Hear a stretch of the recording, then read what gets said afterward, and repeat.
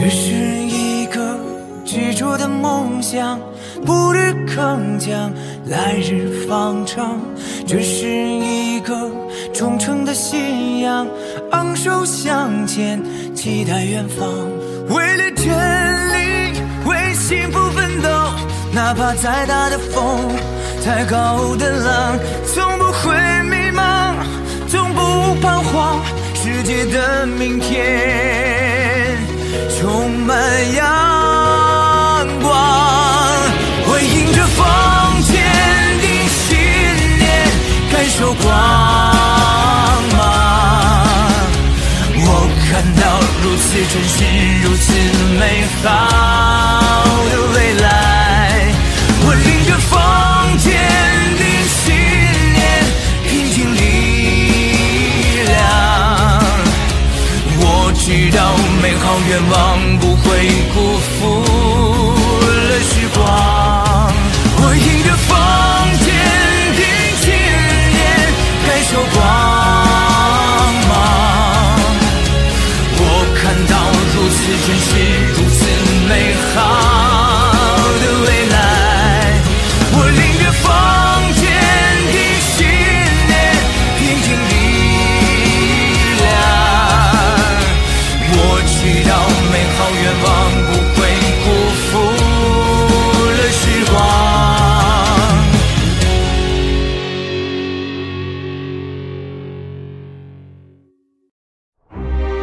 1845年，欧洲爆发饥荒，城市里疾病蔓延，犯罪率升高，工人开始罢工，街道上出现街垒。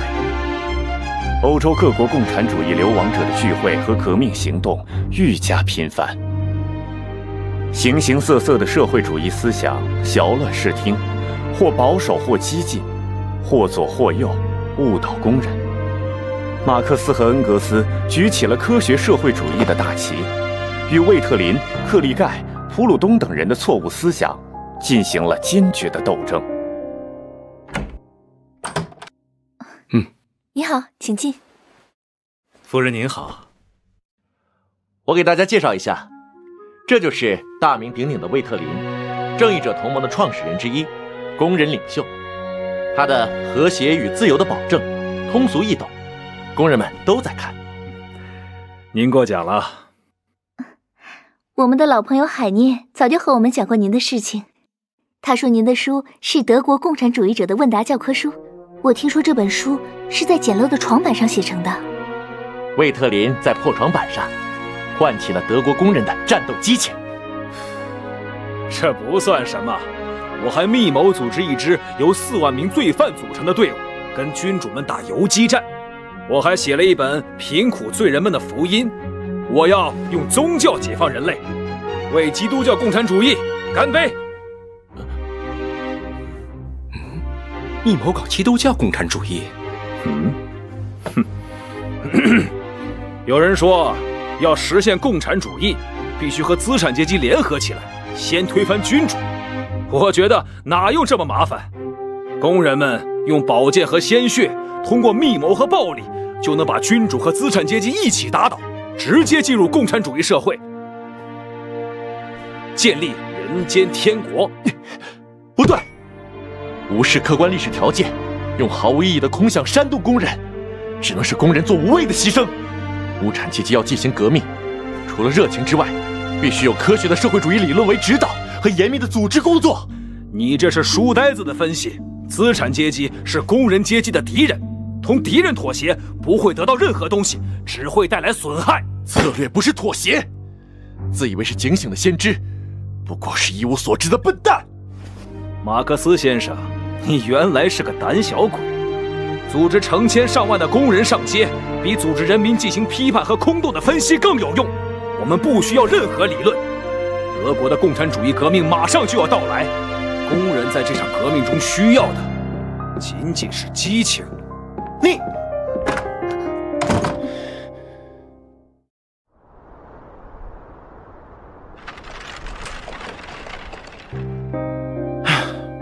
我真受不了这些所谓的真正社会主义者。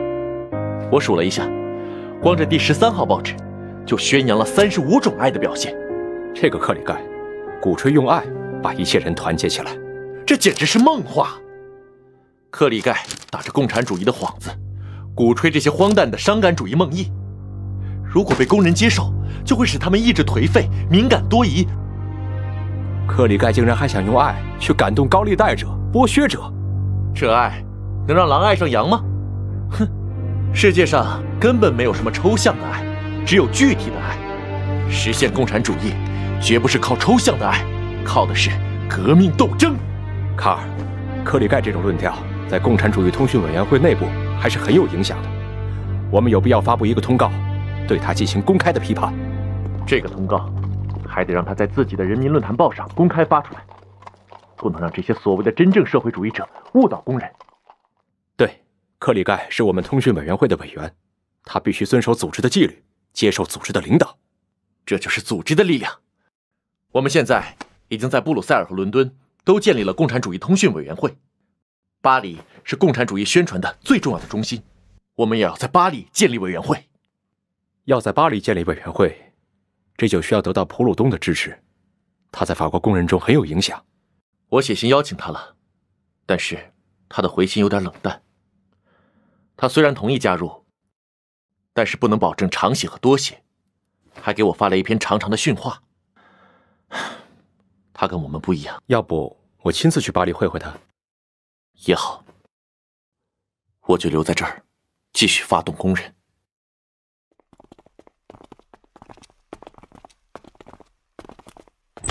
欢迎你，欢迎你，先生，你终于来了。现在，工人朋友们，我和恩格斯对那种大杂烩的社会主义学说进行了无情的批判。批判的底气来自于对资产阶级社会经济结构的科学研究。当下，我们不能迷恋空想，要自觉地参加革命，改造社会。我们要明白，只有夺取了政权，才能进行社会革命。马克思，说得太好了，说出了我们想要说的话。马克思，说得好，你才是我们工人的主心骨。卡尔，你快点回家吧，家里来了一个科隆的钟表匠，看起来神神秘秘的，说有重要的事情找你。抱歉，我先走了。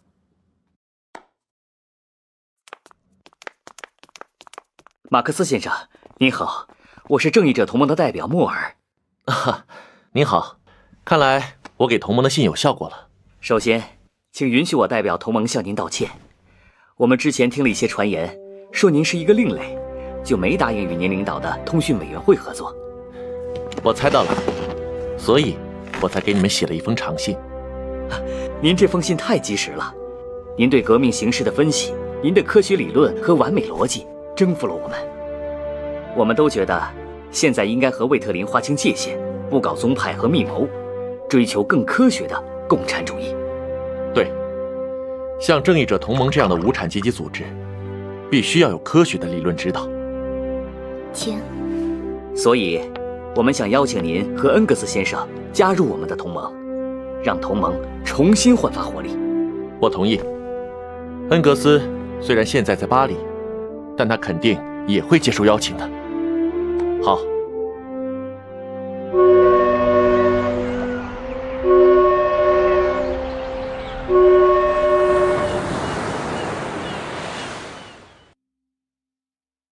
恩格斯，你给大家介绍一下你在巴黎的收获吧。唉，别提了，刚到巴黎，就有人向警察告密，说我在工人集会上鼓吹暴动，警察就盯上我了，没几天就被他们驱逐了。不过收获也是有的，就是给你带回了普鲁东的新书《贫困的哲学》。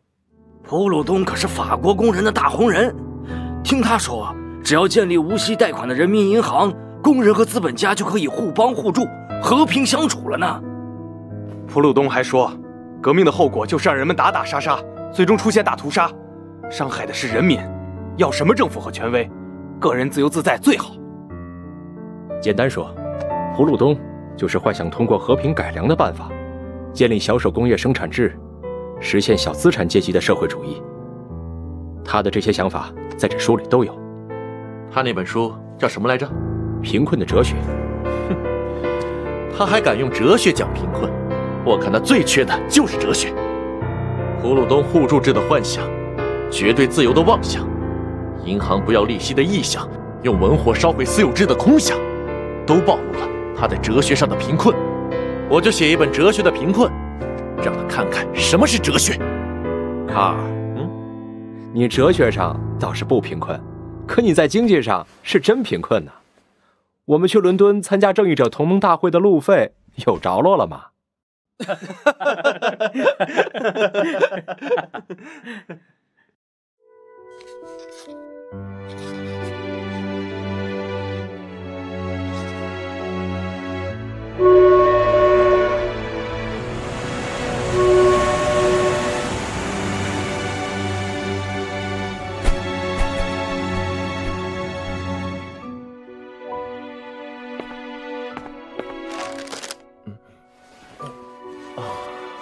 哲学的贫困，一点也不贫困啊！旧思想清算的很彻底，都是新东西啊，很精彩呢，厉害了，我的卡尔。不过啊，你是不是忽略了一个问题啊？什么？你这么潦草的字，可配不上这么重要的思想。我得帮你抄一遍，要不然排版工人啊，肯定认不出来。让贵族小姐当誊抄工，可真是大材小用嘛。能为马克思博士当誊抄工，我觉得很幸福呢。卡尔，卡尔，我回来了，有好消息。卡尔，正义者同盟接受了我们的建议，改叫共产主义者同盟，把人人皆兄弟的口号改成了全世界无产者联合起来，不再搞宗派和密谋了，要实行新的民主制。另外，我还认识了很多优秀的同盟会员，比如里普克内西，他也是德国人，对我们的观点非常认同。太好了，工人终于组织起来，有自己的政党了。世界上第一个无产阶级政党。同盟还请我们俩起草一份政治纲领呢。我在路上写了个初稿，用的是问答题，可总觉得冲击力不够。哎，你快帮我看看。好。确实有点平淡，有点像教科书啊。要不我们试试用宣言的形式来写，就叫《共产党宣言》，用最热情而富有冲击力的文字，向全世界宣告共产党人的观点。好主意。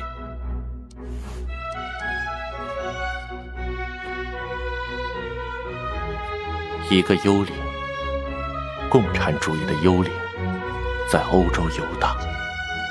至今一切社会的历史，都是阶级斗争的历史。资产阶级在历史上曾经起到过非常革命的作用。无产阶级的运动是绝大多数人的，为绝大多数人谋利益的独立的运动。资产阶级的灭亡和无产阶级的胜利是同样不可避免的。共产党人可以把自己的理论概括为一句话：消灭私有制。代替那存在着阶级和阶级对立的资产阶级旧社会的，将是这样一个联合体。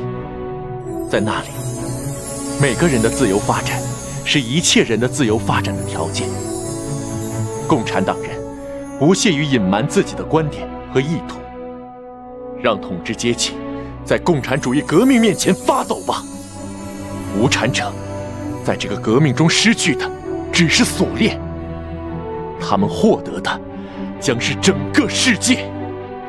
全世界无产者联合起来。1848年2月，《共产党宣言》在伦敦出版，标志着科学社会主义诞生。一经问世，就震动了世界。1848年，欧洲各国人民揭竿而起，掀起了反抗统治者的革命风暴，席卷整个欧洲。比利时国王担心马克思在布鲁塞尔鼓动革命，驱逐了马克思。马克思一家被迫前往巴黎。幸亏他们没有搜到武器，也就只是把我们关几天。燕妮，委屈你们了。母亲给的6000法郎，本来可以让我们把债还了，过一段舒心的日子。可谁想到，你又去买了匕首和左轮手枪，越来越激进了。燕妮，你了解我。为了革命，我别无选择。批判的武器不能代替武器的批判，笔杆子不能代替枪杆子。卡尔，我懂你。既然选择了跟你在一起，也就是选择了革命。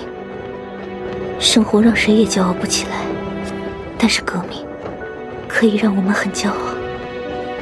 我们这次去法国，也是很让人激动的。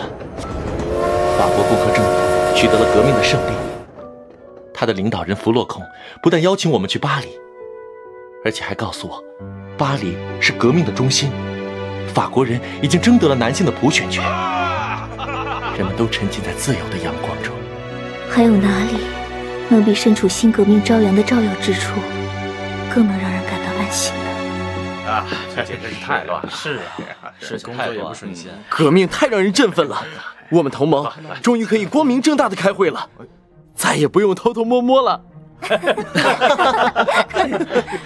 最让我兴奋的是，巴黎和维也纳的革命，把德国人民的革命激情也点燃了。柏林到处是革命的人群，国王威廉害怕了，他不但在王宫的阳台上向民众脱帽道歉，而且还要进行民主改革，取消了书报检查制度。革命的力量真的巨大。威廉还下令赦免全部政治犯和政敌，允许普鲁士流亡者回国。哦，太好了，我们可以回普鲁士了。我也可以回特里尔看看妈妈和哥哥了。你哥哥那么蠢，没准儿能在普鲁士新政府混上个部长呢。那马克思你就有个保护伞了。不开玩笑了，我和马克思也会把研究工作放一放，投身到革命运动当中去。但我们不会像浪漫的海尔维格那样，不讲策略，冒险组织军团去当炮灰。我们得用笔杆子把枪杆子变得聪明起来。正好我还有遗产，回去办个新莱茵报。好，回祖国战斗去！回祖国战斗去！1848年4月，马克思和恩格斯回到科隆，创办《新莱茵报》。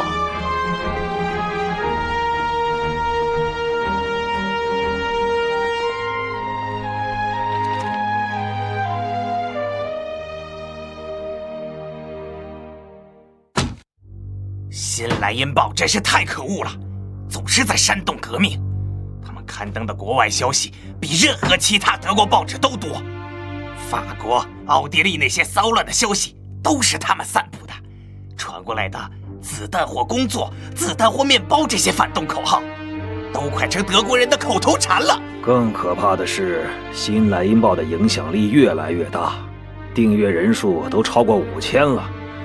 报纸还在咖啡馆和酒馆里传阅，已经成为德国阅读人数最多的报纸。受他们蛊惑的人越来越多呀！最可恶的是，马克思竟然煽动人们不要纳税，蛊惑人们说，只要关闭捐税这个闸门，王国就会被击垮，君主就会转向立宪。你们看看，这几天报纸的头版头号大标题就是打倒捐税。太邪恶了！暴乱分子已经开始攻击和焚毁税收点了。他们还诋毁王室，诽谤警察，得赶紧把他们抓起来。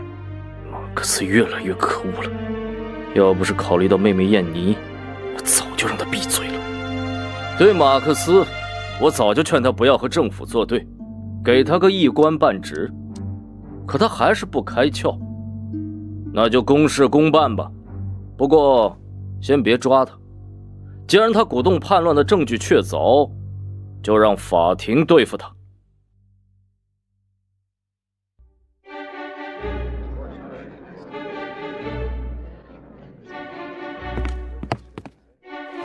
马克思、恩格斯，检察长茨韦费尔指控你们侮辱他，你们认罪吗？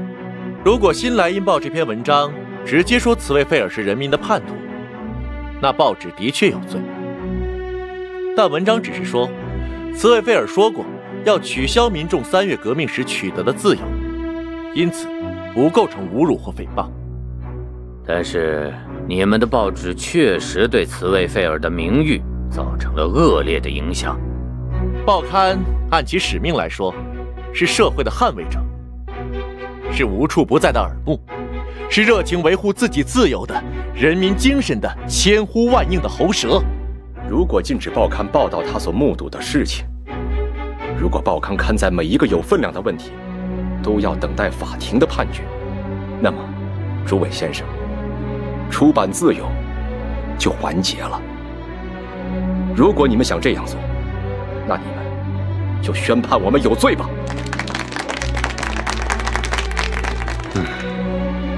那你对报纸鼓动抗税的叛国言论，总该认罪了吧？这可是证据确凿。人民有权用捐税对抗封建专制政府，历史上这样的例子太多了。法国大革命时期的无代表不纳税，美国的独立宣言也源自于对抗英国的拒绝纳税起义。肃静，肃静，请陪审团审议。陪审团认为，《新莱茵报》的言论属于践行权力的范围，宣判无罪。这是法官给您的。马克思先生，您的辩词让我大开眼界。政府想通过法庭让马克思和同伴销声匿迹，但莱茵省的陪审团并不配合，一次次的宣布取消或宣告他们无罪。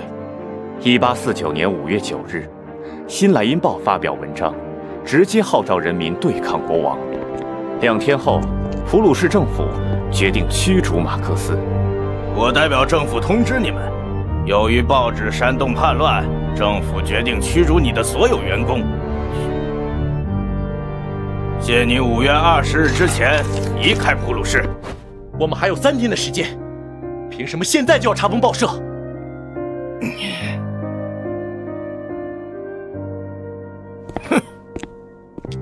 革命不易啊，看来笔杆子还是没有枪杆子厉害。不，新莱茵报虽然要被关停，但它已经把无产阶级的声音传递了出去。这声音会化成一根扎在资本主义心脏上的刺，终有一天写上致命一击。我准备把笔杆子先放一放，我要去巴登，和利普克内西一起参加起义军。革命需要一个阵痛的过程。巴黎6月革命的失败，德国的现实，浇灭了我对资产阶级民主最后的幻想。我彻底死心了。要取得革命的胜利，必须依靠无产阶级夺取政权。卡尔，别人看到的是波浪，你看的是潮汐。你要把科学的理论研究进行到底，这是无产阶级最大的财富。你带着燕妮和孩子回巴黎去吧，那里多少还有一些自由的空气。巴黎恐怕也待不下去了，我早就被定为不受巴黎欢迎的外国人了。别了，但不是永别。他们消灭不了我们的精神。弟兄们，当钟声一响，生命复临，我将立即披甲返程。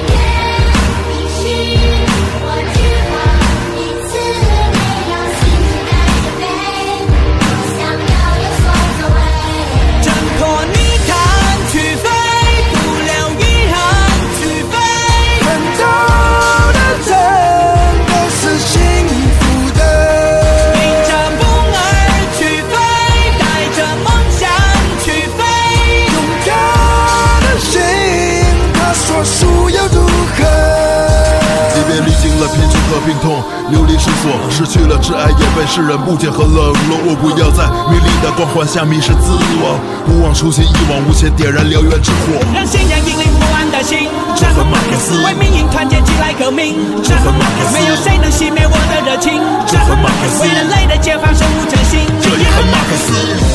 尽管此刻我不被理解，你不懂我热爱的一切。或许我们要就此告别，我期待重逢的那一天。